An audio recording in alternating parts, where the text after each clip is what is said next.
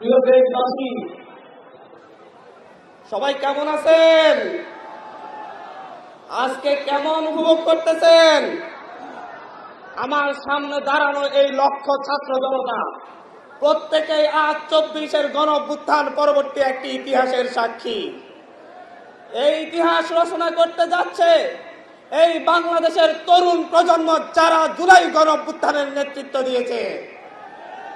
আমাদের সামনে উপস্থিত আছে আমাদের 24-এর গণঅভ্যুত্থানের অগ্রনায়কেরা, যারা জীবন বাজি রেখে লড়াই করেছে, যারা বারবার গুমের শিকার হয়েছে কিন্তু শেখ হাসিনার পদত্যাগের প্রশ্নে আপোষ করে নাই। আমাদের সামনে এখানে উপস্থিত আছেন আমাদের নেতা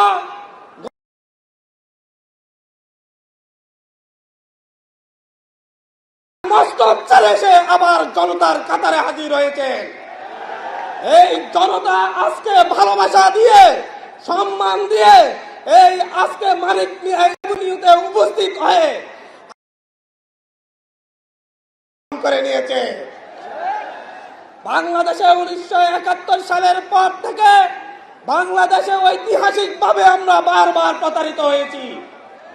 আমরা ব্রিটিশদের থেকে মুক্তি লাভের পরও 1947 সাল থেকে 1971 সাল পর্যন্ত 24টি বছর পাকিস্তানি শাসকদের শোষণে নির্যাতনের শিকার হয়েছি। আমাদের শহীদেরা, আমাদের 71-এর বীর সেনানীরা জীবন দিয়ে লড়াই করেছিল। 30 লক্ষ মা বোন জীবন দিয়েছিল শুধুমাত্র একটি স্বপ্নে, স্বাধীন বাংলাদেশ, স্বাধীনতার প্রশ্নে, গণতন্ত্রের প্রশ্নে তারা জীবন দিয়েছিল। কিন্তু কি দেখা গিয়েছিল?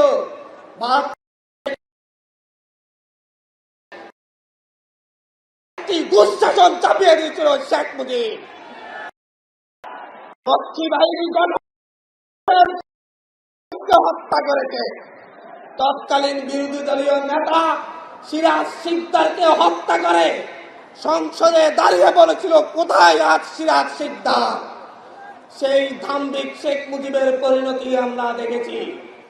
আমরা তার পরবর্তী সময়ে 77 থেকে আমরা তার পরবর্তী সময়ে 6টি বছর মেজর জিয়ার শাসনামল দেখেছি, যেটা বাংলাদেশের মানুষকে একটি পথের দিশা দিয়েছিল। কিন্তু তার পরবর্তী থেকে আবারও বাংলাদেশ পথ হারিয়েছে। স্বৈর শাসন, একদলীয় শাসন এবং প্রতিটি ইলেকশনের আগেই রক্তক্ষয়ী সংঘর্ষ এদেশের মানুষকে আবার জিম্মি করে তুলেছিল। বারবার 1990-এর গণঅভ্যুত্থানের পরে গণতন্ত্রের প্রশ্নে যে মীমাংসা হয়েছিল,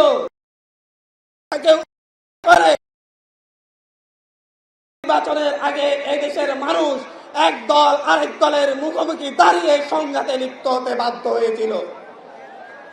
2007-8 সালের সেনা শাসনের পরে শেখ হাসিনা ভারতের সাথে এবং তৎকালীন পাতানো নির্বাচনের মধ্য দিয়ে বাংলাদেশের প্যাসিবাদী শাসন ব্যবস্থার ভিত্তিপ্রস্তর নির্মাণ করে। তারপর থেকে 16টি বছর এই দেশের তরুণরা, এই দেশের বৃদ্ধরা, এই দেশের যুবকরা শেখ হাসিনার নির্যাতনের কষাঘাতে নির্যাতিত হয়েছে। আমরা দেখেছি শেখ হাসিনার হিংসাত্মক মনোভাবের কারণে বেগম জিয়াকে কিভাবে দিনের পর দিন কারাগারে থাকতে হয়েছে। আমরা দেখেছি কিভাবে এদেশের বিরোধী দলীয় নেতা কর্মীদেরকে গুম খুন করা হয়েছে। আমরা দেখেছি শুধুমাত্র বিরোধী মত পোষণের কারণে এদেশের মানুষের উপর কি এমন নির্যাতন চলে আসছে। তার পরবর্তীতে তার এই ধারাবাহিকতায় বাংলাদেশের মানুষ এই মঞ্চে উপবিষ্ট তরুণদের নেতৃত্বকে মেনে নিয়ে শেখ হাসিনার বিরুদ্ধে নেমে একটি সফল গণঅভ্যুত্থান পরিচালনা করে। তার মধ্য দিয়ে শেখ হাসিনা সহ তার দুঃশাসনের সঙ্গীরা এদেশ থেকে পালিয়ে তাদের দাদা বাড়িতে আশ্রয় নিতে বাধ্য হয়। আমরা নতুন দলের পক্ষ থেকে কথা দিচ্ছি, আগামীর বাংলাদেশ গণতন্ত্রের আগামীর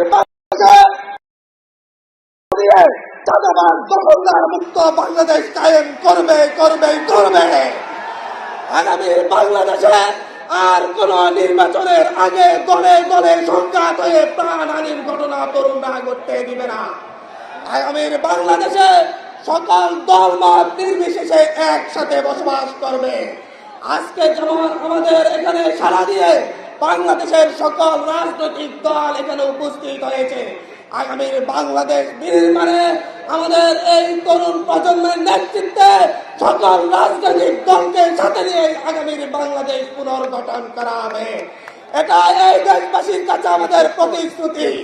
আমরা এই প্রতিশ্রুতি রেখে আপনার সংক্ষিপ্ত বক্তব্য শেষ করছি। ধন্যবাদ।